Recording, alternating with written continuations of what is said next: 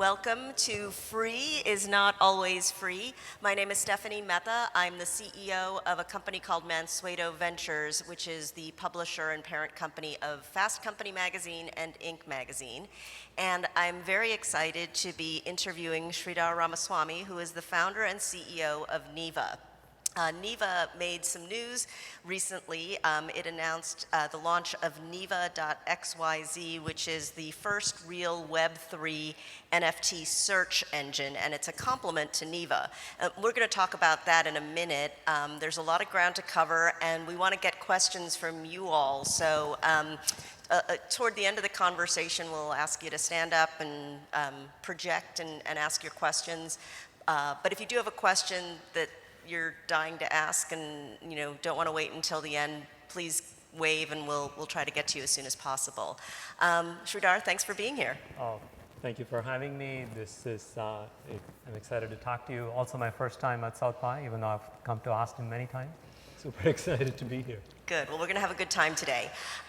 Before we talk about Neva.xyz and some of the work that you're doing in Web3, which seems to be a very important theme of this year's South by, I want to start by asking you to tell the story of why you started Neva. You are a Google veteran, and now you are biting the hand that fed you. So tell us why you decided to start a competitor to Google. So I did join Google very early in 2003. I joined as an engineer. I grew with the company, got to lead the search ads team, which is Google's revenue powerhouse, but also many other teams like travel, shopping, payments, most of search infrastructure, privacy. So it was as amazing a career as anyone could ever have hoped for. And it's important to, understand that companies are like, they're entities, they're living, breathing things. They grow, and they're not always aware of what they become, because you're talking about, tens of thousands of people over 15, 20 years. Things change. And Google has always had a funny relationship with information. Google's, of course, known for its search engine. But in a weird way, Google never felt responsible for the web, even though it derived all of this benefit from the open web as we know it. The web existed when Google came to be. Google also, has this feeling that it can do a better job with information than literally anyone else on the planet. There is no information problem that Googlers and Google do not fall in love with. I would semi-joke to people, and these jokes always felt flat, because I'd be like, oh, we at Google think we have manifest destiny over all information. But that really is the attitude of the company. And on the other side, I worked in ads, we were a very user-focused team from early on. We were very proud of the fact that we showed relevant ads, not like irrelevant stuff when you looked for things. And it was an amazingly lucrative business, clearly. But it was also clear that as user growth dried up, as query growth dried up, and as we could not charge advertisers anymore, that reaches an equilibrium, the only way to make more money was to take up more of the search page.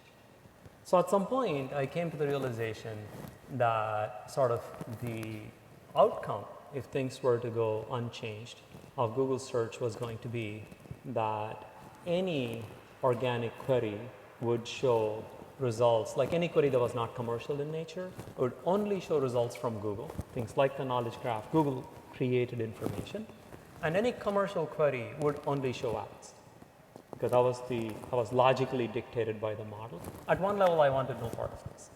I just wanted out. I thought search was too important a function. I had also had a difficult time dealing with things like bad content on YouTube, ads being responsible for some of this content. So I left Google more as like a reset of my career. I said, I need to reinvent myself. Joined Greylock, which is a venture firm, but decided to start Neva because I wanted to be one of these people that actually did something about a problem that they identified. I had a thesis for where Google was headed. I said, I want to offer an alternate model instead of coming to conferences and talking about how all big tech companies were evil. I actually think this is a lot harder. And so this is why we started Neva, Vivek, my co-founder, and I. Neva is the world's first ads-free private search engine. We don't show ads, we don't show affiliate links, we don't play games with what we show you. We want to create a product that works for you without any questions, without any doubts. And we bet that, in this day and age, people will actually be, some fraction of people would be okay with a subscription for a product as important as search. The biting the hand analogy notwithstanding, I actually think that what we're doing is a good thing for Google. Competition is a good thing. We know just by observing Google's rate of change that many of the things that we have pushed hard into Neva because we are unconstrained, we have a startup, we have nothing to lose, they're actually manifesting themselves as faster change on Neva and Bing than otherwise would be, on Google and Bing than otherwise would have happened. So it goes back to the same point, which is competition and choice are really good for people. I don't see myself as being anti-Google. I see myself first and foremost as offering an alternative to a really important day-to-day function that all of us use. And I want to talk about the competitive landscape in a moment, but Sridhar, can you give an example of something that Neva is doing that you now see showing up on Google and Bing? So, for example, we are way more aggressive. We show a lot of what we call trust information. A search engine at some level is just supposed to retrieve the right websites for you. It's not supposed to exercise editorial judgments about what is good versus what is bad. You want it to be neutral. And we want to preserve it. That's an important characteristic of a search engine. We just find things for you as they are. Search engines, by the way, generally only will excise illegal content or things with copyright problems from their index. Everything else, even if you and I find something distasteful, the search engine's job is to surface it if the person is specifically looking for it. So we've been a lot more open about the need to show more trust indicators with web search results. Google presents this what I call a flat earth view of the world. You put in any query, you get back a result page. It looks just as authoritative as any other page that there is. We think of our job as giving you additional information. How old is this site? Is this, if it's a news site, what kind of policies does it have? Is this like a government site or a nonprofit site? So we definitely see Google, for example, shows a lot more information about the provenance of a site. When did it come to be? When was it crawled last? What does it say? They won't quite go into the labels that we put. We are happy to say that a particular site is a government site and therefore is distinct from a commercial site. We think it's useful information for you. They don't quite go there, but more information about sites. Or richer recipe experiences, for example. If you look for stuff, we show experiences that are a lot more visual. So examples like this, but across the board, we push very hard on doing what's right for users, on rethinking user experiences. And we have lots of friends. We know that we've made a difference in terms of just accelerating change. And when a Neva customer, when someone becomes a Neva customer, what are some of the ways that I can make sure that I am getting the kind of search results I want? And this gets into the whole topic of personalization. Walk us through the experience for a Neva user. For a Neva user, at one level, it is a familiar interface. You put in a query, you get results. On product-oriented queries, for example, we tilt heavily towards showing you reviews, not just the places where you can buy the product from, because we want you to be informed. We are in no hurry for you to buy the product. A commercial search. Because you don't get compensated we for. Don't get compensated. Well, we take our job is to be sort of your helper. Right. It's not to get you to consummate a transaction or click and go to a website that sells the product instantaneously. It's just different motives. So you won't find that experience like chock full of ads on top, where pretty much the whole page is screaming, click me, click me, click me. Or if you happen to click on a site, this whole ecosystem of ads that chase you get going. If you have our extension installed, first of all, if you're looking for a product, for example, you get an experience that's much more oriented towards giving you the information that you need to get something done. And God forbid, if you click on something and go to a site, our extension prevents third parties from tracking you. So it's not an endless flood of ads chasing you on social media. That's one example. If you search for news, you can set your own preferred providers. You can personalize the search results. Let's face it, we have subscriptions to some providers, but not everybody. None of us wants to deal with subscription to every news or magazine publication that there is. So I put the ones that I like up, and that is an indicator for Neva, which basically says all things being equal, as long as the result is relevant to my query, please move these up higher because I have more of a propensity to want them, to read them. You can also bring your personal data into the realm of search. You can attach a Dropbox account, for example. So if you have personal files, whether it is I have my tax documents or whatever other documents that I have, a PDF of my passport sitting in Google Drive, I can index it so that it is a not one place search for all of that information as well. It just takes on a very different hue. And the funny feedback that we get from our most loyal users and customers is once they become Neva customers and all of this tracking dies down and all of this clickbait goes away, their attitude is, oh, I just feel so much calmer. I have so much more agency over the stuff that I'm looking for. It's like a post effect. We pitch ourselves as an ads-free private search engine because that's the fastest way I can relate what we are to you. We also have a free tier, by the way, so there's no risk in trying the product. But there are all these second-order consequences of a model that's focused more on serving you rather than getting you to click on ads. We talked about the ways that Neva is stoking competition and inspiring change at Bing and Google, but it's not a reciprocal situation for you. How difficult is it for Neva to find its way to consumers when there are so many big tech gatekeepers standing in the way? This is a hard problem. In many places, the doors are firmly shut. So for example, on Apple Safari, there's just no way you can set Neva as your default search. And search is a habit. Unless a particular search engine becomes the default, no one remembers to use it. All of us now have been trained to open up a browser, start typing into the tab, pressing enter, hitting enter, and expecting results. And so being a player, being an option in places like Safari is a big problem. On desktop, the story is slightly better. Chrome does have these things called extensions that you can install that changes the default search to Neva. But even there, Google will throw up this very loud, strident warning that is intended to switch you back to Google. So you just made a conscious choice to shift your search engine. You'll get a pop-up that says, are you sure? Do you want to switch back? With the change it back button firmly highlighted.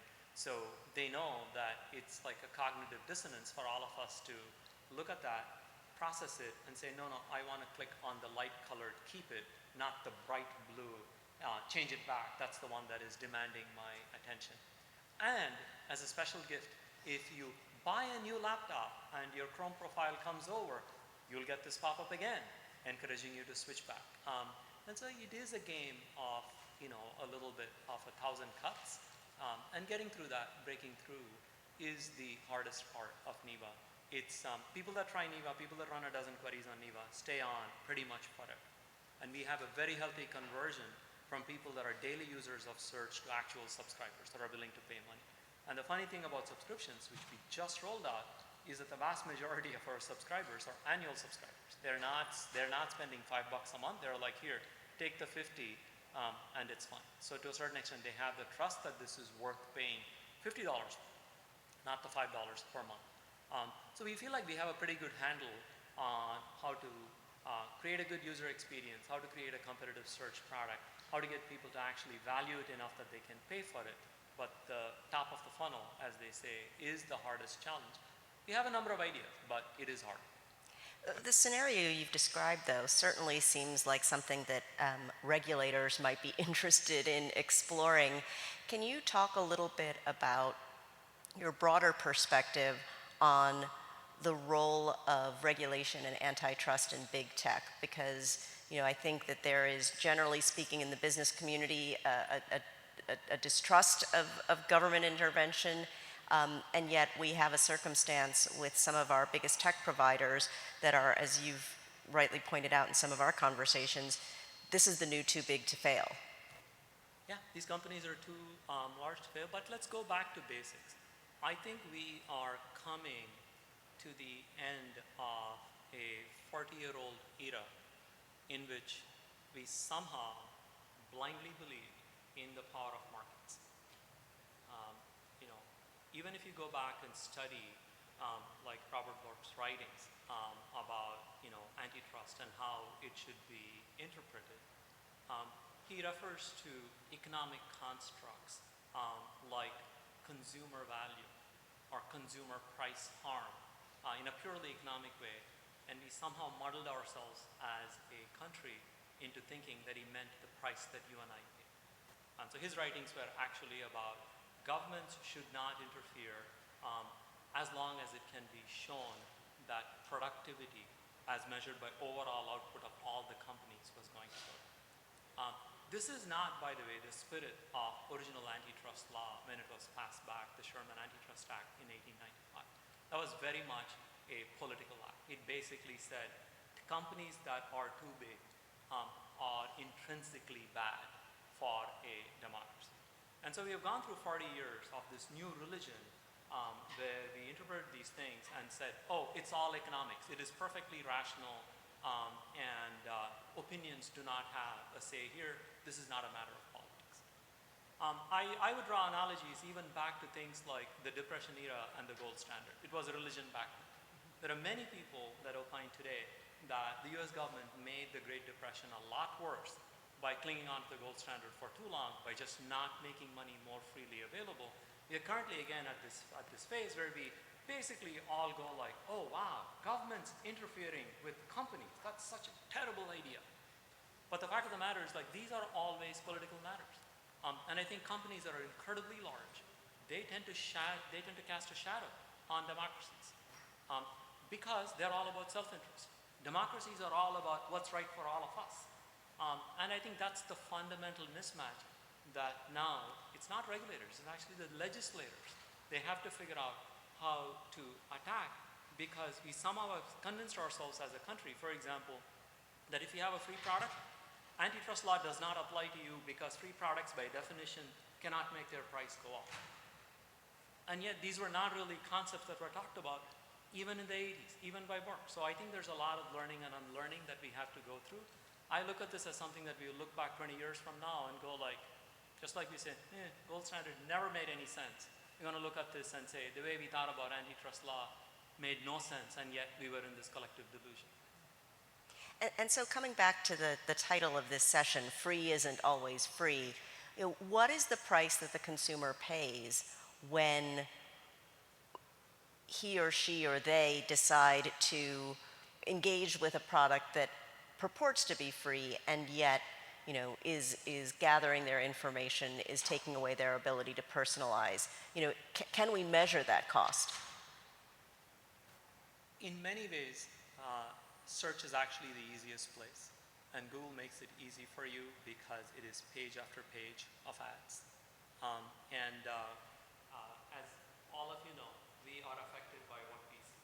Attention is the most valuable currency that we all have.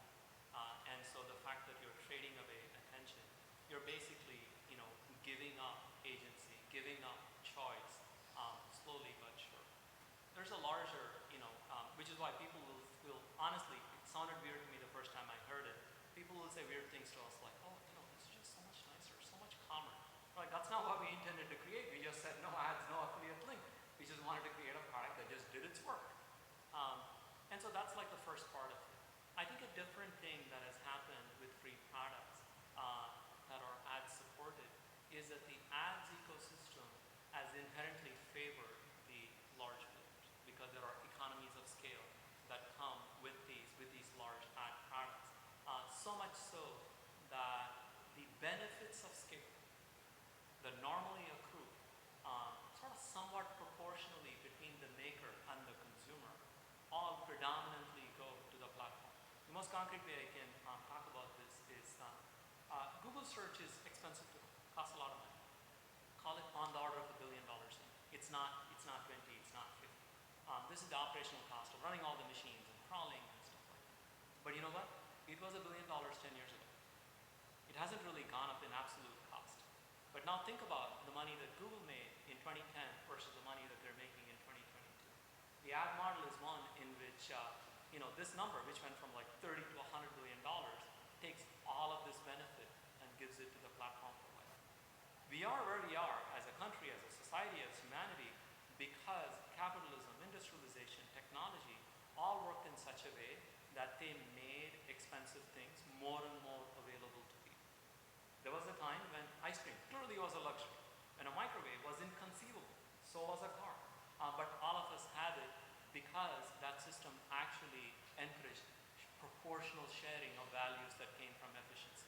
With tech companies, we are in a unique situation where once you've cornered a market, all the benefits of free go to the platform, go to the creators of the technology, and the few people that work for them and their shareholders, not the larger country, not the larger community. And to me, that's like a bigger reason for why there should be competition.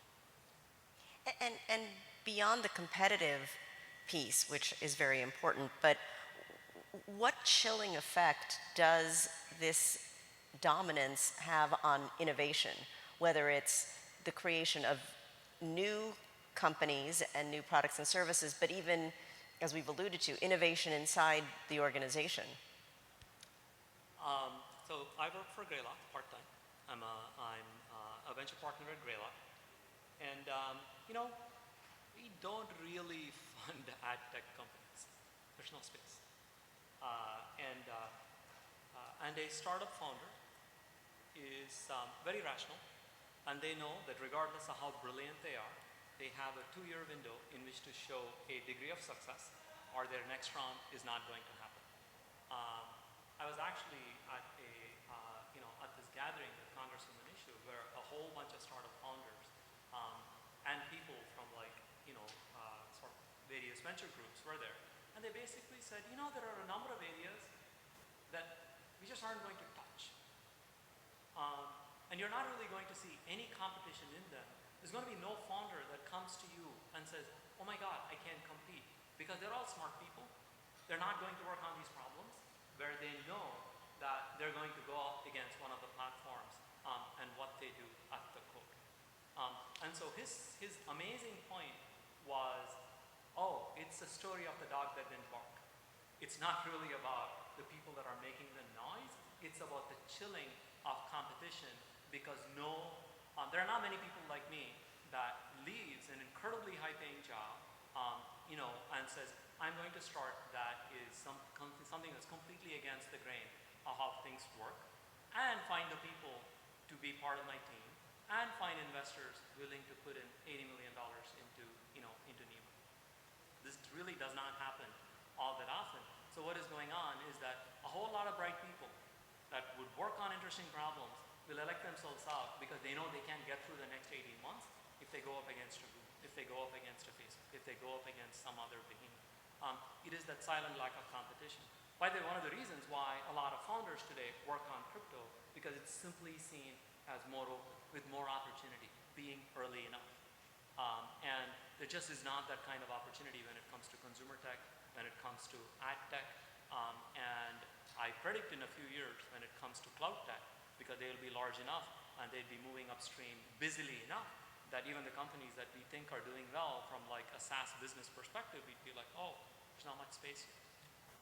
I want to come back to your investors in just a moment, and one of them is Scott Galloway, who is probably well known to everybody in this audience. But let's stick with the innovation conversation, because in spite of the challenges, you have innovated, and I want to talk a little bit about Neva.xyz, which I understand you basically stood up in a period of 2 months.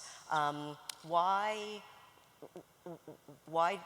launch something to help people search for NFTs and Web3 content, and how does that align with the broader Neva thesis? I mean, as a company, Neva is a search engine. We are about, if you want information, we want to make it easy for you to find it. So we invest a lot in the technology of search, whether it is running crawl at several 100 million pages a day, or whether it is having an index again of billions of documents, or what we call a crawl repo, which is basically a copy of pages we have crawled that is now like a 250,000,000 documents. And so we are all about processing information at scale efficiently and making it be searchable. As we did a fun project, a hackathon as it were, late December, that said, ooh, can we do something about blockchain data? We looked around, and it was generally pretty hard to get your hands on information that sat on the blockchain. There are lots of companies that are doing very interesting things, but something that is incredibly snappy, something that is incredibly easy to use, we didn't really find. And so we put together a tiny team of 5 people, and we went up the stack. We stood up blockchain nodes on multiple blockchains. We stood up storage nodes. These are called IPFS nodes. And the most interesting thing was we used a bunch of our existing search technology to bring in information from Web 2. A lot of NFTs, which you can think of as images recorded on the blockchain, they point to images in regular websites. So we crawl them, so we augment all the information that's coming from the blockchain. We process it, load it up into our serving systems. So we created a product, in a matter of like 6 weeks, we were ready, and then, we wanted to have a nice launch sequence, which is why we took 2 weeks to do that. That lets you do full text search at faster than the blink of an eye. We run the system at like 200 milliseconds latency over all the information that exists in Ethereum, with things like Polygon and Avalanche following right after. We think this is a useful product. And then we're also thinking about doing things like creating APIs, so other people can create more interesting experiences than what we can do with just like a search website. For us, it was a demonstration of the applicability of our search technology to a whole new realm. And we also saw this as a need that people had. And I have to tell you, I've been blown away by the positive reaction to it. We also launched it as a separate site because we were unsure about the intersection between people that cared about Neva versus people that cared about NFTs. We also launched it worldwide. Neva is a US only product, but NFTs are worldwide. So it's been a fun exercise, and our goal is really to bring information, make it more easily consumable. And this is all based on our tech, so we can create APIs, we can create widgets. We want people to be able to create galleries of NFTs, show off their art, so to say. There's a whole bunch of applications that can come, that can come from it. And as I said, it's been received incredibly positively. We've built up like lots of usage, a whole bunch of Twitter followers, people verifying on Twitter, getting pretty excited about what we do. I was joking about this earlier. As creators, as software engineers, the ultimate validation is someone saying, ooh, that's a cool product. And so it's been one of those moments for us. I'm mindful that this session was billed as a beginner session, and I'm also not a technologist, so I'm going to ask you to dumb this down a little bit, but how is it that Neva is able to serve up results so quickly? Because right now it's very cumbersome to find the information that you're searching. So what's the secret sauce in Neva.xyz? So we use the search index that we built for web search. Web search, as I was saying, runs at monstrous scale. People that are working on web search, they say like, oh yes, that MapReduce, which is a particular kind of program, has to deal with a petabyte of information, which is like a lot of information, it's 1,000 petabytes. Most blockchain systems are not as large, plus our search stack is exceptionally efficient for doing lookup sort of queries. We built a very thin machine learning ranking layer on top of it, so we can prioritize between the different results that, that we can provide. And it's the fact that we were able to repurpose that search stack almost completely and just load up NFT information into it that lets us operate this site at this kind of speed. Now, I have I sort of have a long relationship / obsession with fast systems. I used to run the search ads team at Google, and one of the laws was that their 99th percentile latency could not exceed 150 milliseconds, which is an extraordinarily tough requirement for anyone running systems. And we pretty much kept that at 200 or less for the 15 years of my stay at Google, even though the system went from making $3 billion in '05 to $120 billion in 2018. And so I just like running really snappy systems. And some problems you can actually run them at this kind of speed. And basically, the speed makes the experience a delight and makes like searching and just the process of finding what you want so much more pleasant because there's no wait time. You take an action, it comes back instantly. It just has a very fluid feel to it. Well, if you haven't already, please check out Neva.xyz. We're going to go to questions from the audience in a minute or two. So if you have something you'd like to ask Sridhar, please start thinking about your questions for him. You're a partner at Greylock. Greylock is an investor in Neva. And Reid Hoffman has spoken very favorably about the work you're trying to do. Both Reid and Ashim are on our board. They are two of Greylock's most amazing partners. Yeah. What from your conversations with them as a partner, but also as one of their founders, what's their motivation in backing Neva? Search is one of the largest markets that there ever was. I already alluded to it. It's $150 billion of revenue with one monopoly provider. And if you look back just on like even tech history, like transactional players or these ad-supported players have always been disrupted by subscription players because there is an obsession about customer experience that comes with subscriptions that you just do not have as an ad-supported player. There are many examples of this. Amazon Prime became, Steve, who ran Amazon Prime for a long time, is fortunately part of Neva. But Amazon Prime was a juggernaut because it removed the worry for you as a customer when it came to shipping fees. Like, I just don't need to think about it. Similarly, it gave them an incentive to create like this great experience that makes you want to renew year after year. Costco is actually, funnily enough, one of the most successful subscription plays that there is. They don't actually make much money on products, it's just to pay for expenses. They make all of their money on the yearly subscriptions that people pay, and they have something like a 91% renewal rate year after year. Our Netflix, as you know, was the one that really disrupted broadcast TV as we know it. So there are structural reasons why sort of going this way made sense for us, and it gave our investors confidence that there's value to be created here. At some level, they're like, search market, $150 billion, enormous. If Neva can capture 1% of it, it's still a meaningfully large company. And venture firms are also there for the big hits and the people willing to take risks on the big hits. So we check a bunch of these boxes. We mentioned earlier that Scott Galloway is an investor, and I'm going to read a quote from him. He was interviewed by my colleague Harry McCracken, asking about why he was an investor, and he said he thinks Neva is a good investment, but he's made no secret that he's invested in part to, quote, release the stranglehold that Google has on content discovery. What do you make of a quote like that, and what's Galloway like as an investor? It's very helpful.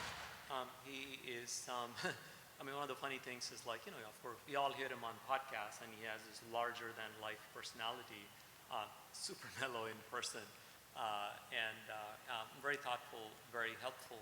But yes, has these sharp, strong opinions, which actually provide clarity. And what he's saying here is like, at this point, we think that Facebook and Google are the only ways to discover information. There's more to it. Neither of these companies have the right incentive when it comes to surfacing the right information. They're all about, okay, how do we get more time?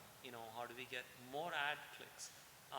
And so his opinion is something that is user-focused, something that thinks about value and information creation differently, and begins to offer choice. So there can be other ways of doing this. He thinks it's a good bet. but he also thinks it's a good business simply because small market shares for subscription companies especially turn into like giant like EV multiples because subscription companies are valued very differently from ad companies. It's just more stable revenue. So there are both like, you know, Scott thinks of himself as investing for the larger good in all of us. That there is that part to it. There is also the businessman part to it, which is even a small portion of this market will likely create a gigantic company. Let's go to some questions from the audience. There's a gentleman in the back with a sort of purplish hat. You, sir, do you want to stand up and project your question? Thank you so much for being here. My question is, what do you have to say to people that don't think that it's inherently free ad-based models that are evil or problematic or lead to these negative consequences, but more the growth pressures that come from being in the kind of VC-backed space or ultimately being a company that's relying on public markets and having those growth pressures that really lead to the negative consequences of growth above all else, and then puts it in a tough situation? Yeah, I think that's a very reasonable question to ask. One can say it's not the ad model; it is the growth pressure.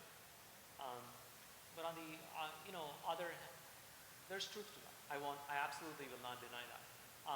But for you and me, it still will turn into how do we make sure that there is meaningful choice in the most important functions of our life. We have a right to that.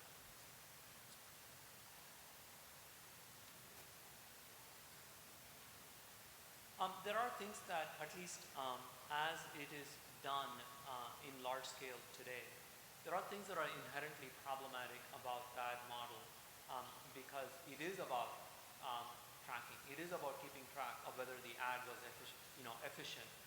After you click on the ad and go to and go to some site, there are some. I'll let you follow up. There are some techniques that are coming that can also be privacy preserving. But the fact of the matter also is that both Google and Facebook and a bunch of other companies are giant sinks of all our activity. And my point is that yes, one can argue that I never said that ad-supported companies were evil. They're not. I worked on them for a very long time. But taken to its logical extreme, my thesis is more that they are no longer about serving the user. And it would be a different situation if, let's assume that Neva didn't exist. But there were two companies. Okay, one was Google and that acted like it did, and the other was Elgoo, and it said, hey, we are never going to show more than half a screen worth of ads. And you had that choice where you went, I find Google to be distasteful because it's page after page of ads. I'm going to move over to Elgoo. And there's some market pressure now coming from the other side that says there is a balance between showing more ads and user value because users would shift to the other player. That's not the situation that we are living in. We are living in a unipolar world where one party, by virtue of their dominance, can essentially show an infinite number of ads. To me, that is more the situation that's objectionable. There needs to be choice. This is not about like some inherent evil in ads applied tastefully. They can actually be pretty effective as a monetization mechanism. But there are also logical extremes that are not that great. We are living in one logical extreme. Did you want to follow up? Yeah, well, I think like on the ad side of things, it's more the growth pressures from public markets or venture capital firms that are making it so that these companies need to continue to grow off the ad revenue, not just be slightly above break-even profitable. No person on this planet is going to ascribe those qualities to Google. It's a $2 trillion company. So I'm saying the hypothetical world, right? You could have a Google or a Facebook that was bootstrapped, but making their revenue off of the advertising model that wasn't using user data in various ways or overly advertising on the platform model. So I guess where I'm more coming back to is, I think that I would love to hear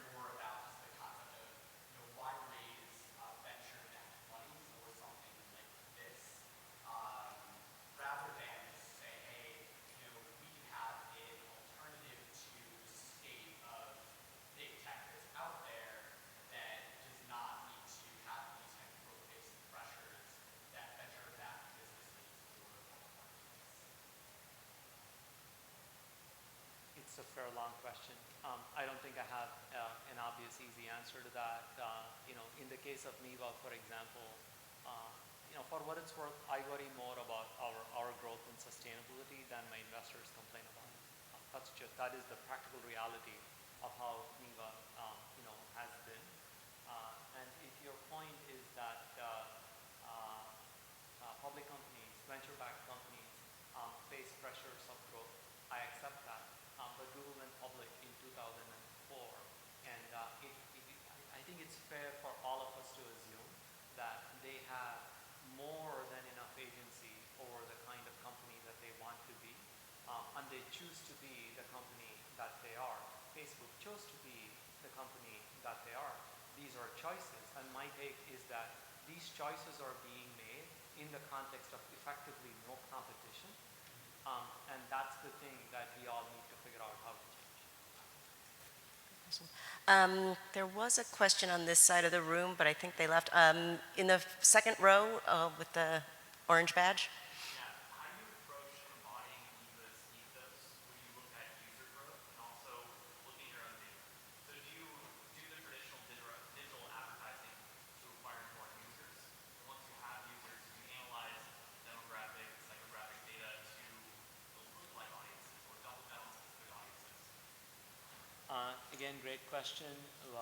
We have most of Neva's growth so far has been organic growth. It's been just word of mouth events like this that that I do, or recommendations from our existing Neva users.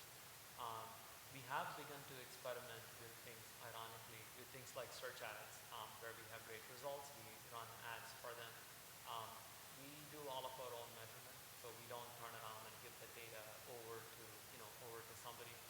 We run very basic feedback loops. It's basically, if a keyword is effective, that's fine. You'll spend a little bit more money on it, and if it's not, you sort of dial it back. It's the simplest of systems.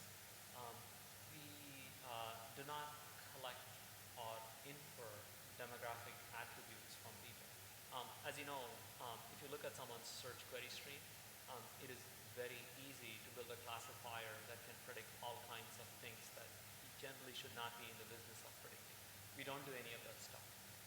When we did feel like we wanted demographic information, we took courage into our hearts and actually sent an email to Neva users with a link to a survey that basically said, we are not going to associate with your replies with your email address, but if you could fill out the survey and give us demographic information, it will help us identify how we should try and acquire more users like you. So that was voluntary, and that was one time. And so we went and analyzed the data. From that we learned, for example, that Neva users care about privacy, not shocking. We have a lot of tech users. We have users from information-heavy fields, lawyers, medical professionals, but that's the extent of what we do.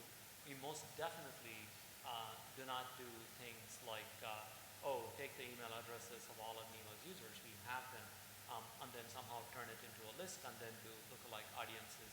We do not use remarketing. We do not use any technique that we would not want other companies to be using. As I told you, we're an anti-tracking company. This is one of my first projects at Neva, and so the extension is pretty active about preventing third parties from observing your behavior surreptitiously. We don't want to be that third party.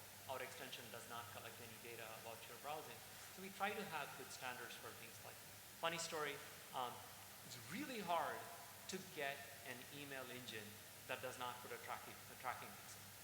You have to do all kinds of weird things to turn it off, because by default, they're all like, but don't you want to know how many people looked at your email? We go like, no, our users get mad at us if we do stuff like that. And you have to work to turn the pixel off. So are you also finding alternative providers for internal email or doing email blasts or even analytics platforms? Alternative to GA or Adobe or Microsoft? Yeah, there's zero chance that we can use GA. I used to, I love the team. I used to run the team for more than a decade. So we do all our own analytics. It is homegrown. We do use one email provider, but they guarantee that they're not putting tracking pixels. And so I wrote this blog about privacy first business services, it's pretty hard to get them, and it's pretty hard to use them effectively. Yeah, so we don't use products that a bunch of other companies use, like you can put some JavaScript and you get automatic measurement and stuff like that. It's okay, we are a pretty strong tech company, so we are able to roll our own analytics and things like that. The gentleman in the dark blue shirt, yes. Sure. Yeah, I think great dialogue. Going back to the title of the talk around free is not free. I think beyond search and beyond social, I think you also see it. For example, sectors that I'm spent a lot of time in, commerce and financial services. Right. The fact that you had a gentleman that committed suicide because they didn't realize that that there was more to what they were seeing in the Robin Hood ad. I would argue is not a it's not a nominal, right? It couldn't just have been like there in the normal distribution of things. I think in trying to make the product free and quote unquote democratize a lot of industry sectors, I think what you're seeing is a dopamine and gamification driven frenzy, right? In part, perhaps satisfy the venture imperative of, hockey stick growth. And so, yeah, I guess from the perspective of vested interest of a founder that is helping people save up to make their bigger purchases with Save Away, two questions, right? Is there opportunity for better education and awareness for consumers beyond the confines of the sophisticated audience that we have here at South by Southwest? And then number two, is there a role for patient capital? And what might that look like? Patient capital. Patient. So the first question was about educating consumers so that they understand what privacy issues are at risk. But then the second is, what's the role of patient capital? I'll take a shot. I'm curious to hear what you think in terms of just education. I mean, at some level, yeah, I do think we have a little bit of a societal problem where everyone wants to achieve brilliant success immediately, and it's just really hard. There are things that products like search engines can do. I talked about surfacing more information to make it clear when something is authoritative versus an ad-supported site. But I do think that there is a larger education issue that we all have to deal with. Remember, we are now in the generation where being an influencer is a popular profession.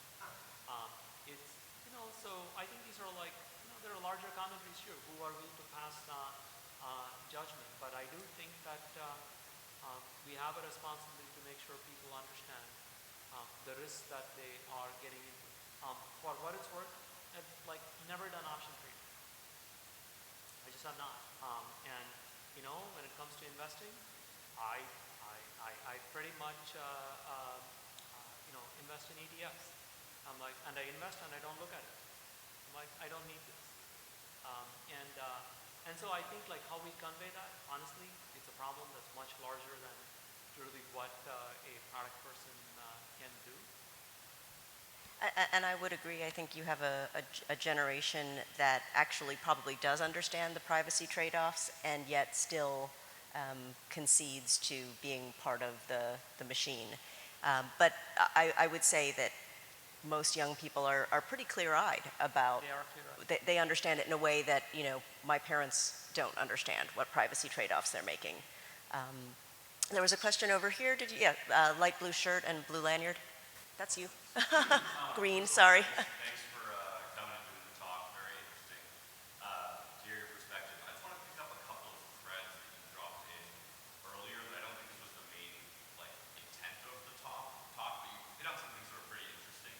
Both your perspective on how Google functions as an organization, how it's evolved over time, and sort of how businesses are living entities, but there are also composites of tens of thousands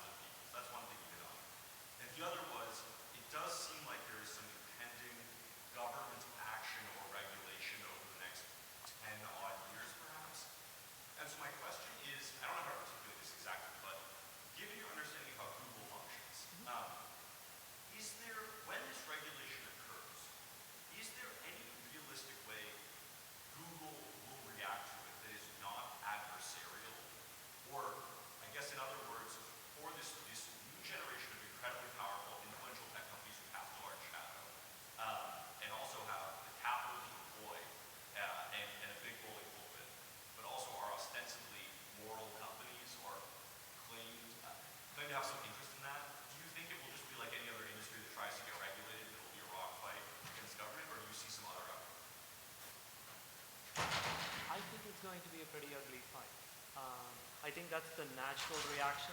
And to a certain extent, I have to confess, I'm not really sure I even understand some of the reactions. So for example, um, like a knee-jerk reaction that all companies have, even the very disparate functions, is if a government comes in and tells them like, you're too big, you should really be broken up, their general attitude is like, really, how dare you? This is none of your business. We are just being all we can be. And so there's that general attitude.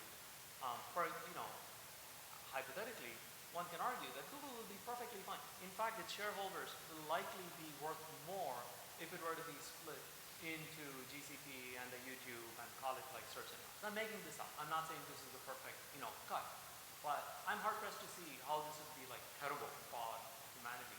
And it prevents a bunch of like kind of weird interactions that happen. And I can say roughly the same, for example, about AWS and the rest of Amazon. This is like, really, what's the big deal? Who's the one that's trying to hold this together?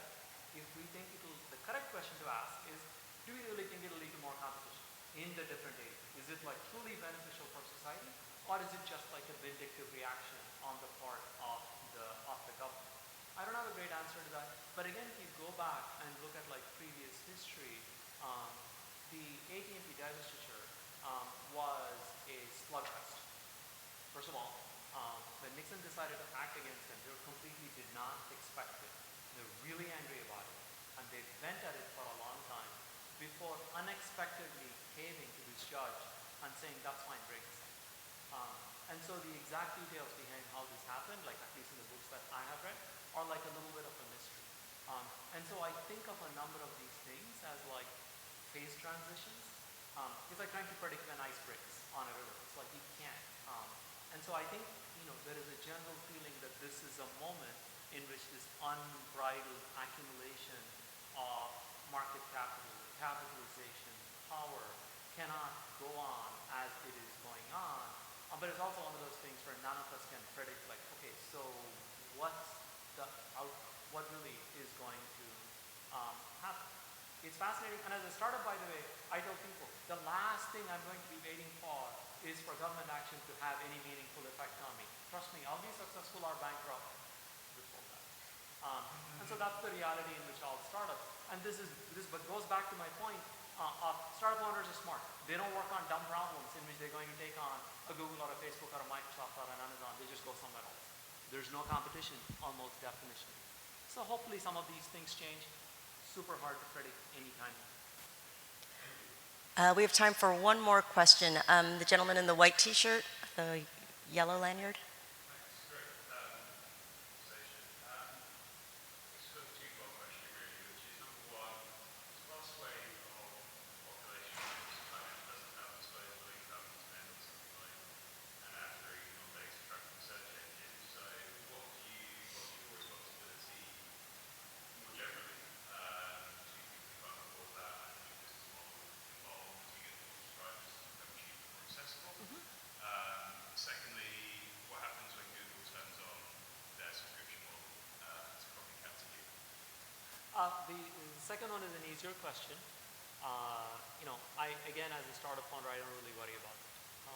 My job is to create a product as quickly as I can. I understand the structural, the way Google works.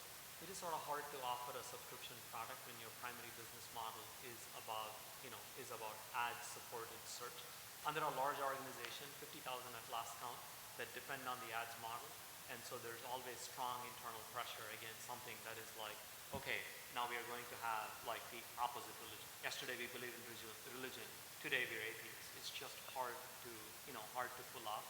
On my counterpoint to, oh come on, who will want to pay for Neva would roughly be, it is actually the less tech savvy, it is actually the less well-off that are paying by virtue of the fact that they're getting inundated with ads, that they're subject to all kinds of pressures that ads induce, that they actually end up spending more money. We ran this funny survey where we asked people, have remarketing ads convinced you to buy products? The answer uniformly is like, yes. And if you do dollar estimate, they actually come out to large numbers. And people will also tell you, yeah, I would not really have bought that shoe if not for the fact that I was reminded of it time and time again. Okay, I joke to people, tech-savvy people don't have to deal with ads when they don't want to deal with ads. Why? I have an ad blocker on desktop. I have a, like a YouTube Premium subscription for my YouTube watching. I don't actually, I have agents, I don't have to deal with it. And most people that are, tech-savvy and they're not the ones that are dealing with ads. It's actually a tax on the rest. And so there are various kinds of arguments. Plus, as we create products like Neva, we can also create effective bundles. First, we offer a free version, so there's no risk for you to trying out. And so most people that use search only a little bit, they can use Neva for free. It doesn't cost us that much. If someone's using like 30 searches a day, that's a minuscule cost. We are happy to have them use our product for free without paying. They do get the subscription, they get a password manager, they get a VPN. We'll be adding other benefits into it. So we think we can actually create a pretty attractive package, starting with search. And so I do expect bundles to come along that offer these kinds of services. So there is potentially, a way. I don't think of paid products as anti-democratic, as I was saying earlier. It's actually, I think it's the other way around, where ad-supported products remove options for all of us. Time will tell. Sridhar, before I let you go, I want to again read back a quote of yours where you said that you think of Neva as much as a social experiment as a technological experiment. How does the social experiment end? Well, if, I call it a social experiment because it is a hard sell clearly for people to intrinsically say, oh, I should pay for that. I have it free. There's like something that doesn't click in people's heads. I acknowledge that. And so will people care enough about search to first give Neva a try, and then for some fraction of them to become paid subscribers? And so I think the way these kinds of startup experiments run is, we do well. We acquire a lot of customers, and we become a successful company. Even at single-digit market share, we'd be a pretty successful company. That's one outcome. The other outcome, which I obviously hope won't happen, is we are not as successful in getting users. So we are early. We think we've created a great product. People that love the product, Neva.com, really use it day in and day out and are pretty happy with it. So fingers crossed. Sridhar, thank you for your comments and for your candor and your honesty this afternoon. And thank you all for joining us. Have a great day. Thank you.